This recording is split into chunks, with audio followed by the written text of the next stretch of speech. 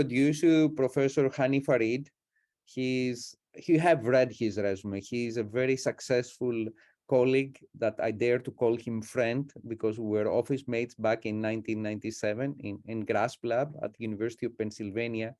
So without further ado, Hany, please talk to us about combating deepfakes. Thank you so much, Jonathan. It's good to see everybody, and thanks for having me, and thanks for staying up late for those of you in Abu Dhabi. It's good to be here. I hope everybody is well. I'm going to share my slides through the video. You can see it now superimposed. If you are not seeing me full screen, if you hover over the view icon in the top right and just put me in speaker mode or highlight my video, you should see me full screen. You'll see my slides superimposed here. And we're going to talk about deepfakes. If you haven't heard the term deepfakes, you probably haven't been reading the newspaper lately. It's been in the news quite a bit. And we're going to talk a little bit about what they are, how they're being used and misused, and how we can combat the threats that they pose to us as individuals, societies, and democracies. Now, if you navigate to that webpage right there, thispersondoesnotexist.com, all one word, true to the URL, you will be presented with an image of a person who doesn't exist. These are 8 examples of that. These people were fully synthesized by a machine learning algorithm, in particular StyleGAN2. You can see that they cross genders, they cross races, and at least at first appearances, they look extremely realistic, and we'll get back to that in a few minutes. Now, the first thing you want to ask about these deepfake faces is how are they made? And these are so-called GAN generated, so let's talk about that. So there are 2 main components to the system. The first part is the generator. That's job is to actually make something. And it's going to have a little bit of help from a discriminator. So the generator starts by making an image. This is just literally splats down a bunch of random pixels in the resolution that it wants. And it hands that over to the discriminator.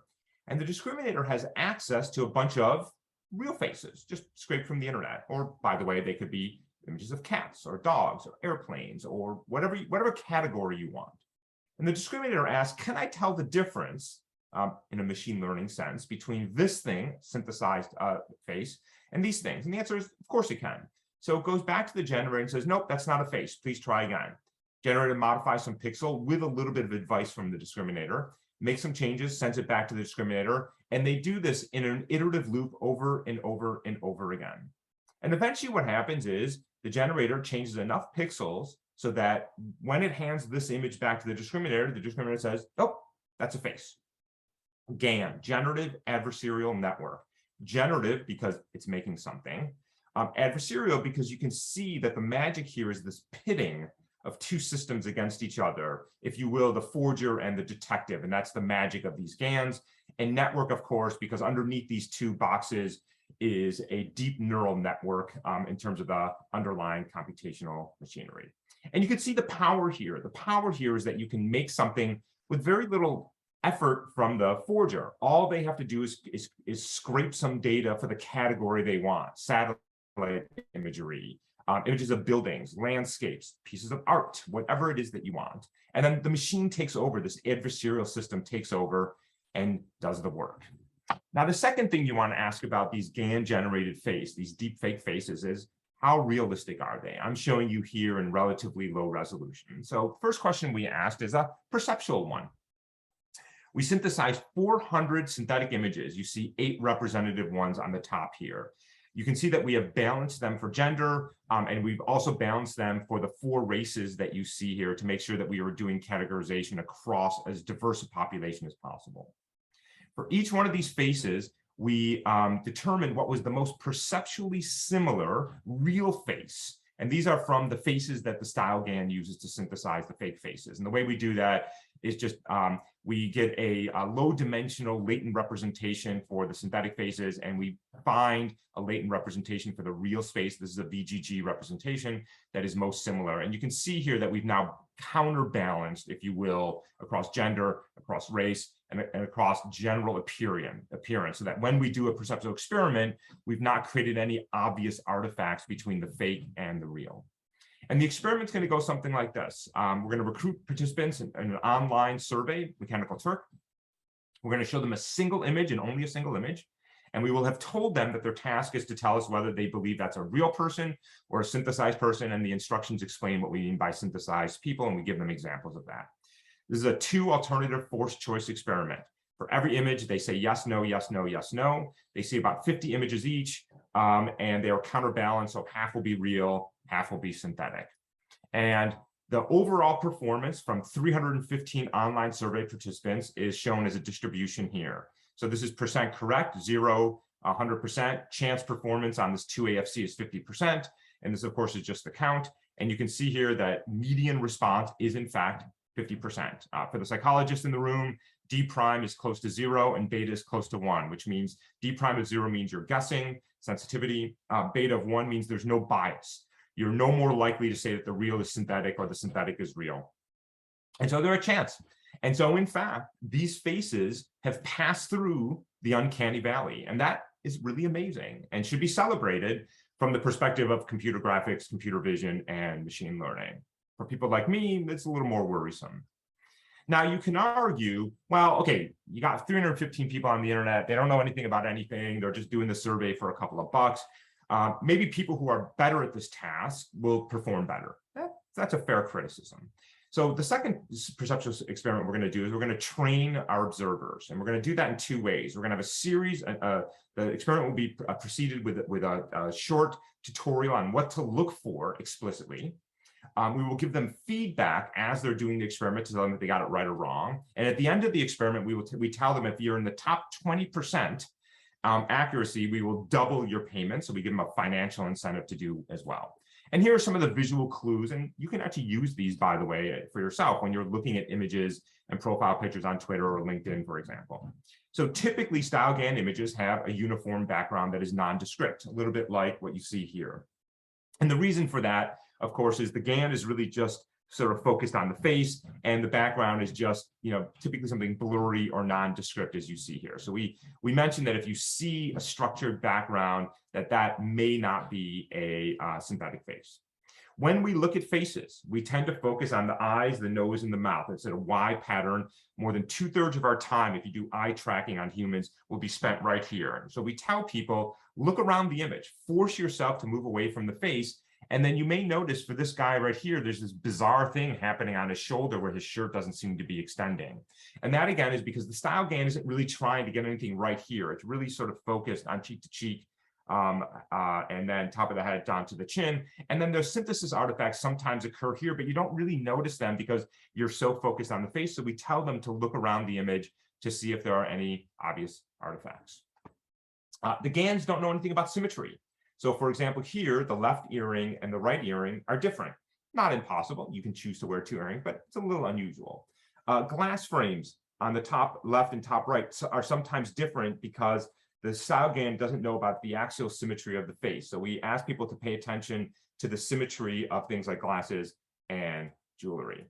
And we don't ask them to do this, but I just want to mention it because I think it's sort of a cool little artifact of StyleGAN, which is that what I'm showing you here is these 8 images all just simply superimposed with an opacity. And what you see is that the eyes are perfectly aligned across all the images. And that tends to be the case with StyleGAN images where the eyes are in the center of the image and with a fixed distance. And the reason for that is very simple. It just makes the convergence of the iterations of the GANs a little bit faster to keep the faces centralized in these GAN-generated faces. I mentioned this to you. Subjects don't know this because they're not able to compare faces across the experiment. Okay, so now we have training, feedback, and financial incentive. A completely new set of now 219 participants. Percent correct, chance is still 50%. You can see now accuracy is 60%.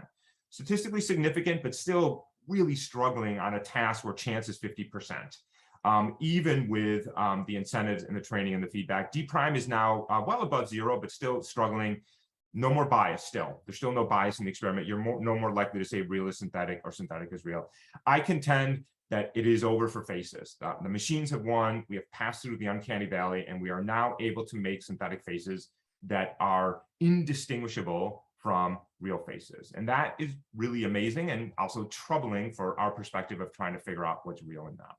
Just as a little side note here, because it was a clever little experiment, is we also just wondered if there was some other aspect of the image that might trigger something in the perceptual system or in the brain that was uneasy, something uncanny about it. And so we did a third experiment where we asked people to judge the trustworthiness of the faces. We don't tell them anything about real versus synthetic. We asked them to rate every face on a scale of 1 to 7. This is a standard Likert scale, 1 being very untrustworthy and 7 being very trustworthy. Subjects ranked synthetic faces to be 4.78 on the trustworthy scale versus 4.48 for real faces. Not a big difference, but statistically significant. So not only are the faces real, they're slightly more trustworthy. And this is also an interesting reason for this, and it's an artifact of the synthesis engine, which is that StyleGAN has a bias to keep faces near an average-looking face. That makes the convergence faster and less likely to create artifacts. And we know from the literature that average-looking faces tend to be more trustworthy, so it's just an artifact of that aspect of the face. All right, so the faces are highly realistic and they're highly trustworthy. Amazing. So now let's turn to computational techniques. Well, what are the computational techniques that you can apply? You can certainly do a machine learning approach, but if you build a classifier to tell the difference between real and fake, you're just going to fold that into the GAN, and I'm not sure really that helps you very much. I was particularly interested in thinking about physics-based forensic techniques, because the one thing we know about the GANs is that they are purely data-driven. They don't know about 3D models. They don't know about eyes, nose, mouth. They don't even know about axial symmetry, let alone the physics of the world around us. And one of the techniques that we have previously developed for analyzing images is to look at the lighting environment that is illuminating a face. And the way we do that is we take a face, we generate a 3D model from that face using really beautiful work from Michael Black's group at Tübingen. And then from that 3D model and the texture of the face, we estimate the lighting environment that is describing the illumination that the person is under. In this case, the lighting environment is categorized by 9 coefficients. The details of this are not that important. For those interested, this is a spherical harmonic representation. It's a Fourier basis on the sphere. You can see that each sphere here corresponds to the DC term is the first one. The first order terms are in the second row, and the second order terms are in the third row. We know from the computer graphics and computer vision community that these are a good representation of natural lighting. And we wondered if the lighting environments for synthetic faces would be distinct then from real faces. Shown here on the horizontal axis are the lighting coefficients for photographic images, and on the vertical axis is synthetic images. Each dot here corresponds to one of those 9 coefficients that I showed you earlier, and then we've got error bars which correspond to 35 to 65% quantiles. I never in my life have seen an R-squared value of 0.99. They're almost perfectly correlated. When you want a high correlation, you don't get it, and vice versa. What this means is that the lighting environment, the physics of the image of the lighting in these images is exactly as you would expect in photographic images, and that is really amazing. And so that forensic technique, in fact, will not work here. I'm going to talk a little bit later about some other forensic techniques that come to bear. It's not all gloom and doom. Let's talk, though, about video. So everything we've been doing now have been static images. Yep. So let's now talk about video. We're going to use the same GAN structure, generator discriminator, but now what we're going to do is we're going to change identities. We're going to change, in this case, Jennifer Lawrence's identity to that of Steve Buscemi. And the generator's job is the same thing, similar. Change her identity to his identity, modify some pixels, send the frame of the video over to the discriminator, and now the discriminator has access not to faces, but to faces of Steve Buscemi, or me, or you, or whomever you want. And it says, can I tell the difference between this person's identity and this person's identity? And all the while making sure that the overall appearance, head is down and tilted to the left, and the lighting and facial expressions are the same, are matched. No, try again, try again, try again. The GAN, generative AI network, do it over and over and over again, and eventually you will change her identity to his identity. Do that on frame 1, do that on frame 2, 3, and etc. And you'll eventually generate a what's called face swap deepfake, and it's going to look something like this. Let me cue up the video. They need to win. So I just like, it was just, this was very truly surprising for me. Yeah, I was just really surprised. Yeah, Sheridan Watson from BuzzFeed right here. So you're a huge Bravo fan. Oh, Who yeah. was your favorite and least favorite house? Okay, that is amazing. A face swap deepfake where you've changed one identity with another. Now, obviously that was meant for entertainment purposes, but you can very quickly see how this can be weaponized, which we'll talk about in a second. I want to point out that that video was made at rest. So it was made one frame at a time, and that video was posted on YouTube. And that video is about 3 years old, so that's quite dated technology. We now have the ability to generate exactly that type of deep fake, but in real time. And in fact, the mayors of Madrid, of Berlin, and of Vienna each individually spoke with a deep fake version of the mayor of Kyiv for 15 to 20 minutes before they realized something was wrong. So in a Zoom call like this, you now have to start asking yourself, is that really Hany? Or is it his grad student pretending to be Hany because Hany was too lazy to come and give the talk? We can do these now in live, and that is a very new threat vector that we need to start taking very seriously. And since we're talking about threat vectors, let's talk about where these types of deep fakes can be created.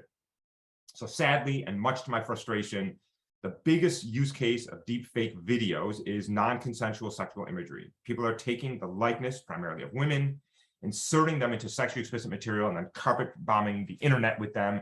And this could be actors, it could be politicians, it could be lawyers, it could be human rights activists, it could be journalists, it could be people who just attract unwanted attention. And it is awful, and it is impacting individual lives, and we have to take that very seriously. I don't think it takes a stretch of the imagination to think about how these types of images and videos can be used in disinformation campaigns. There are people who believe that Bill Gates created COVID so he can put a tracking device in you. And now instead of just saying it on Twitter or Facebook, you can create a video of Bill Gates claiming that he's doing this. And that should worry us a great deal. Here in the US, across the EU, in Brazil, around the world, there are elections coming up. What happens when candidates start creating deep fakes of each other and starting to spread disinformation with powerful videos? I don't think you have to think very hard about how this is a problem with national security.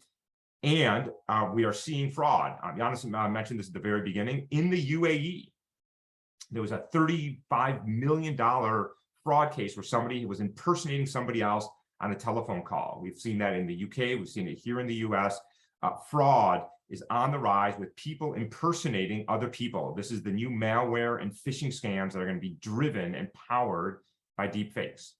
We are seeing the impact of deepfakes in war, and I'll talk a little bit about how President Zelensky has been impacted by deepfakes. And this last one, I think, is the one that should trouble you the most. These are all pretty troubling misuses of this technology, but this is the one that should give you the most pause. There's a great phrase coined by Danielle Citron at the University of Virginia. The liar's dividend goes something like this. It says, if we enter a world where any image, any audio, any video can be fake, well, then nothing has to be real. Here's a few examples. President Biden recently had COVID. A week later, he gave a press conference that was videotaped and uploaded on the internet, and people said, it's a deep fake, he's dead. And now it's a whole conspiracy around it. There are still people claiming that George Floyd, who was killed by a police officer, never happened, it's a deep fake. Any video that you see that doesn't conform to your worldview, fake. And what happens when we enter that world where we can't agree on basic facts of what are happening? Human rights violations in the Ukraine, fake. Presidents saying ABC, fake. Police brutality, fake. Natural disasters, fake. Can't have real conversations anymore. And that is a real concern and something that should give us pause. Since I mentioned war and President Zelensky, let's talk a little bit about mitigation strategies. I'm going to talk here particularly about video, although we've been doing, and I'll talk a little bit more about these new types of deepfakes and images and some of the mitigation strategies in a little bit. President Zelensky warned just as the invasion had started that, in fact, the Russians were going to create a deepfake of him claiming to surrender. And in fact, that's exactly what happened. Deepfake video of President Zelensky was created. It said, we surrender, put down your arms. He was speaking to his military. That video made it onto Ukrainian national television and, of course, spread on social media for many, many hours before it was debunked, fortunately. And so we've been thinking hard about how do we protect people like President Zelensky? How do we protect people like President Biden, world leaders who, let's at least agree that of all the harms that I enumerated earlier, when presidents speak, implications are very, very serious. And so we've been thinking specifically about how to protect world leaders, and I'm going to tell you a little bit of how we've been doing that for President Zelensky. So here's the basic idea. When we speak, we have particular mannerisms. So for example, I just wanted to emphasize something there, and I raised both my eyebrows, but this eyebrow raises a little bit more than the other. I tend to talk with my hands quite a bit. I tend to emphasize in very specific ways. I tend to lean in a little bit when I want to emphasize something. That's my sort of little quirky behaviors that I do. And everybody's a little different. And since this is a biometric council, this is a perfect time to talk about this, because this is a type of soft biometric. It's not face recognition. It's not iris. It's not fingerprint, but it is a soft biometric that captures behaviors of how we move and talk and express ourselves to distinguish us from impersonators, deepfake impersonators. So it has three parts to it. The first part is we track a person over a video. In fact, we only look at 10-second video clips, so about 240 to 300 frames. We do simple face tracking, where we track how your head is moving in 3D. We track all your facial expressions, and we look at how they're correlated. So for example, when I raise my eyebrows, do I tilt my head up? With President Obama, when he frowns, he tends to turn his head down a little bit and furrow his brow. So we look at the relationship between facial expressions and head movements to capture how everything here is moving in your head. That's part one. Part two is we do upper body tracking. So we track the shoulders, the elbows, and the wrists, and we ask, how are you moving? President Zelensky has one that I love. He raises his left hand and he tilts his head up a little bit. Just the way he does it, and he's very consistent about it. So we look at, for example, how are you moving your upper body, and how is that correlated to expressions? So when I raise my eyebrows, do I do this? When I lean forward, do I do this? Or maybe when I lean forward, I don't raise my hands, and I only raise my hands when I'm leaning backwards. That's two. And number three are vocal patterns. This is a spectrogram, time, spatial frequency. Of course, we know from the biometrics community that voices have a very specific signature. I sound different than other people sound, but it's even more than that. Because, for example, when I turn my head, the canal that the sound is coming out of has now changed. So the sound will change a little bit. And I'm also moving away from the microphone. When I want to emphasize something, I'm going to raise my voice and move forward, maybe move closer to the microphone. When I raise my arms, my diaphragm changes. The sound is going to change. And so again, we're looking at these correlations between how I move to express myself and physically change my sound. And we look at correlations across all three of these, facial, gestural, and vocal. I'm not going to go into all the details on how we exactly do everything, but I just want to show you efficacy. So what we did is we went out and we collected 8 hours of video of President Zelensky. These are all taken from his YouTube channel or from the president's webpage. These are pre-war press conferences. This is in the press conference. This is in the bunker, and this is at his desk. By the way, you notice that he's talking in these three with his left hand. He has a slight bias for his left hand talking. 8 hours of training. We learn the mannerism. Notice here, by the way, I don't need any deep fakes. This is a single class learning where all I'm going to learn is a biometric, a soft biometric behavioral metric on 10-second video clips across the 8 hours. And let me just show you the accuracy with which this works. So this is the result of an ablation study. Let me orient you on the graph first. Horizontal axis is number of features. The full model for facial, gestural, and vocal has 780 parameters. That's this value right here. What I'm going to plot here is the accuracy of detecting deep fakes. The deep fakes that we are detecting are ones that we commissioned a professional organization to create of President Zelensky. And I'm going to show you how accurate are we at detecting those deep fakes. 100% is at the top, 0% is at the bottom. There are three graphs here. We can just focus on the orange one. That's the accuracy for which we correctly classify a real 10-second clip of Zelensky as real, and that accuracy is fixed at 99.9%. The other curves are different true positive rates. So that means that we only 1 in 1,000 times say that a 10-second clip of Zelensky is not real, when in fact it is real. So let's look at the ablation studies. 10 features, 25 features, 50 features, we are nowhere. 100 features, we are nowhere, we're at 20%. 200 features, getting better, we're at about 75%, but still struggling. By the time we get to about half the model size, we're at 99, 97, 98%, something like that. By the time we're at 600 features, we're at 99.9. And by the time we're at the full model, we are in fact at 100%, not a single segment slips through the cracks. So you can see that the model is quite rich.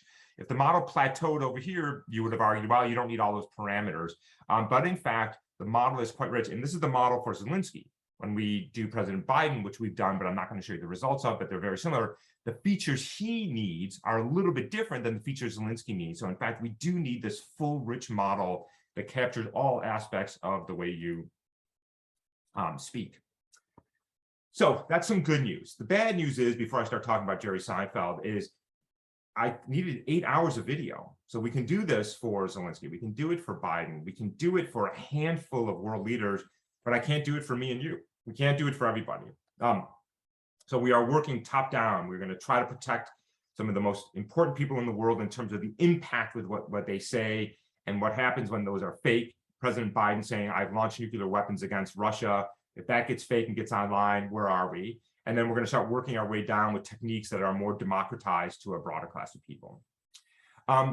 I had a very different talk that I was going to give when I was invited to give this talk. And over the last few weeks, a new type of deep fake has hit.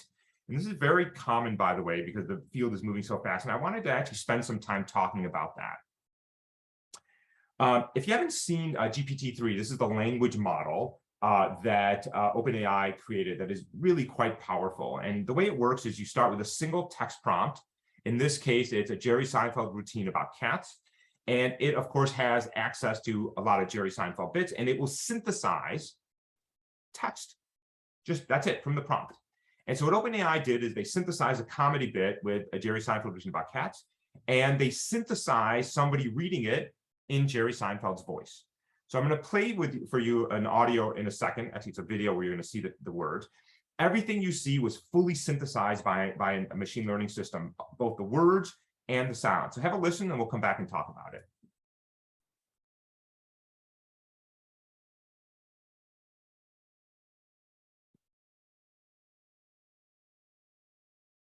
Why does it seem like every time you're watching TV, there's a commercial for a new brand of cat food? And it's always some kind of crazy new flavor, like tuna and salmon surprise, or chicken and liver delight. I don't need a new flavor of cat food every other week. Just tell me what was so bad about the old ones. They were great. And why are they always trying to trick? Keeps going and going and going. Pretty good, not bad. Bit's pretty funny. It sounds like Jerry Seinfeld. It sounds like something you would talk about. And in fact, it sounds like his voice.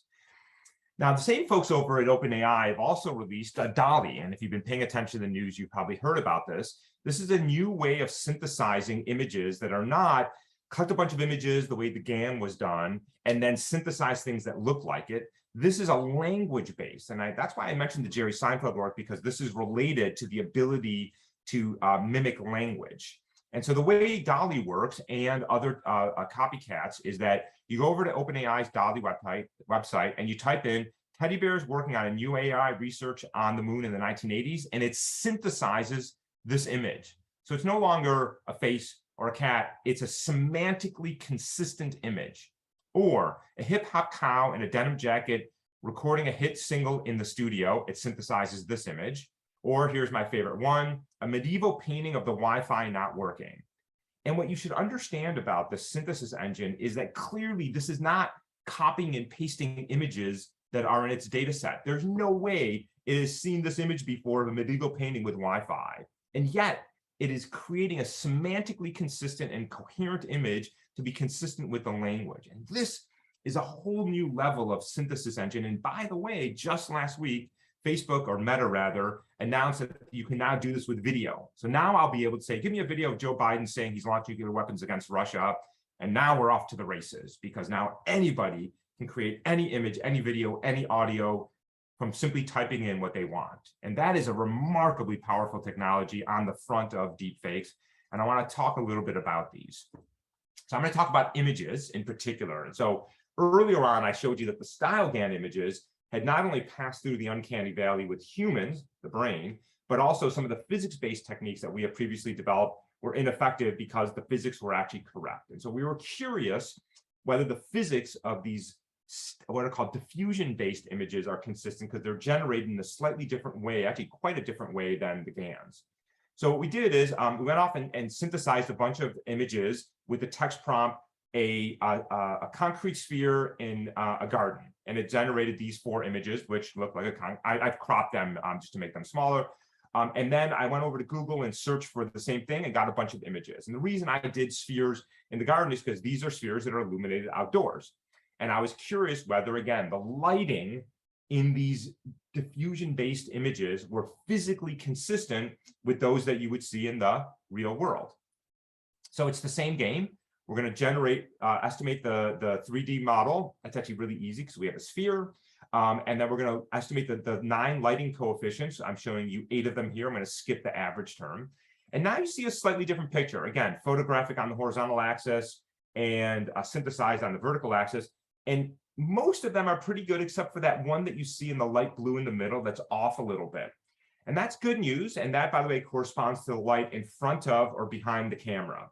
When professional photographers, even amateur photographers, take photos, they typically orient themselves so the light is behind them so they don't get glare. Diffusion doesn't know about that, and so it is confused where the light should be, and it often does that wrong, and that's a little bit of good news for us. But there's even a little bit more good news. It's not just about, is the lighting overall consistent? We also would like to know, is the lighting consistent across an image? So here are 4 examples of images I synthesized using OpenAI's DALL-E, where I said, please give me an image of 6 spheres, gray spheres, concrete spheres, laying on a floor. And now, since these are all outdoors, all the spheres, if this is physically consistent, should have the same lighting environment, same here, same here. So all the spheres in here should be illuminated by the same overall environment. And so now what we're going to do is we're going to go into every one of the spheres in here, estimate the lighting environment, and ask, are they internally consistent across the image? And now there's some good news, and the answer is not really. So what I'm plotting for you here are lighting coefficients from one sphere versus the lighting coefficients on the other sphere across 40 of these images. This is the DC term. These are the first order spherical harmonics, and these are the second order spherical harmonics. If everything was perfectly consistent with an image, all those dots should lie on a perfect unit slope line, right? They're all the same. And they're not. There's quite a bit of variation that you do not see normally across an image. And this is a very good forensic cue for us to detect that these are synthesized. And I won't mention it because I don't have time. We've also been applying other physics-based and geometric-based techniques to these diffusion-based, and we are finding real violations of the physics and the geometry of those scenes, at least for now, and that's some hope that we'll be able to detect these computationally. Let me mention one more of them. So turns out that diffusion knows a little bit about, if you will, physics. So these are 3 images synthesized with the prompt 3 cubes on the sidewalk on a cloudy day. And this is a prompt with 3 cubes on a sidewalk on a sunny day. And notice that it sort of got the shadows right. It sort of knows that a cloudy day doesn't have shadows, and it knows that a sunny day will have shadows. And that's pretty good. That's pretty clever. But now the question is, do the shadows make sense? And sometimes, absolutely not. So here, for example, you can see the shadows are completely disconnected from reality. In fact, I don't even know what those shadows are. Here you can see the shadows are way too long. Here you can see some of the shadows have a funny shape relative to the object. And so occasionally it just gets it wrong. It's fine. You can synthesize these things for cheap, so you can keep going until they look about right. But often they actually look right. Well, what does it mean to look right? What does it mean for a shadow to be consistent? So let's just talk about that for a second, and then I'll show you how well these diffusion-based techniques work. So this is a computer graphic scene that is physically consistent with the physics of lighting. And what I'm showing you here is a cube illuminated by a light source, which is that yellow dot up there. And what I've done is I've drawn a line between a point on the shadow, corresponding point on the object, and I've extended it upwards. And I've done that 3 times. And what you notice is they all intersect at a single point. Why? That's the physics of shadows. All those rays point to the light. And so all the rays, assuming one light source, for all the shadows in a scene should have a single intersection point. It's a very simple, straightforward physics-based or geometric technique for analyzing shadows. And so now we can apply this little test to synthetic images. Here are 3 of them where the shadows look visually plausible. I've converted them to grayscale just so you can see my constraint lines a little bit, and I've rotated them so that all the lines orient upwards. all the lines here connect points on a shadow to points on the object, and if it's physically consistent, should intersect. And what you notice is that this cube right here, the 2 lines intersect. Of course, it's only 2 lines. Here, the other cube, you notice that the 3 lines intersect. Ah, that's good. Well, bad for me, good for the diffusion base because that's consistent. But notice it's different than this point, and this is an outdoor scene. There's only 1 light source, so this isn't. It's consistent within an object, but inconsistent across the object. And you see that over and over and over again. And in fact, in the 100 some odd images we analyzed where the shadows were just even close to being visually plausible, not a single shadow was completely consistent. So the physics of these scenes is being violated, and that is good news for us. So let me wrap up in the few minutes that we have here and talk about some of the challenges and some of the interventions that we may want to be thinking about. So I already mentioned that this talk was very different 2 weeks ago. The last part of this talk didn't exist. The space of deep learning and deepfake technology and synthetic media is developing at a speed that I've never seen in the last 25, 30 years.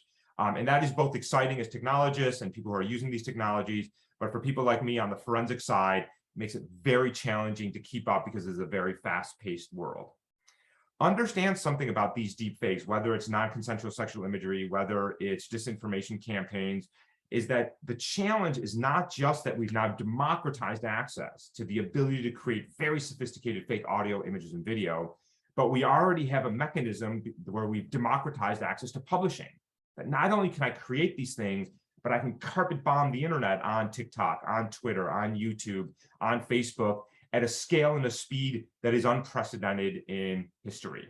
And that's, if you will, sort of the double prong there, that we can create the stuff, but we can also distribute it very, very quickly to a mass audience where it goes viral and you'll never pull that back in.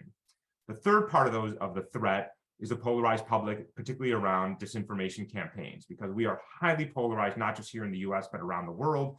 And so when people do see a damaging video of a candidate, they are not just eager, they are willing to just believe it and to amplify it. And so now we can create fake content, we can distribute it, and we have an eager public that is amplifying that. And that is the perfect storm for disinformation campaigns that can disrupt our societies and our democracies. One or more of you, probably many of you, are already thinking about, well, wait a minute, you're making all these techniques to detect deepfakes. Aren't you just making better deepfakes? And that's a great question. And somebody should ask me that at the end. And we're going to talk a little bit about that because I have a lot to say about that. But it is true. There is an arms race here, as there is in every cybersecurity space. What are the interventions? I don't think there's any magic solution here. There's no putting deepfakes back into the bottle. It is out and it is never coming back. I do think that the people who are developing these techniques, many of them academics, friends of ours, should think about, why are they developing techniques? Should they develop? Not just can they develop? And if they do, how to mitigate the harm that may come from that. Maybe it's not the best thing in the world to develop something, put it in a GitHub repository, and then sit back and say, well, let's see what happens next. Maybe we should think about not just if we should do something, not how we should do something, but if we should do something. And I think for a long time in our field, we've been excited about technology, and I understand that. I'm excited about technology.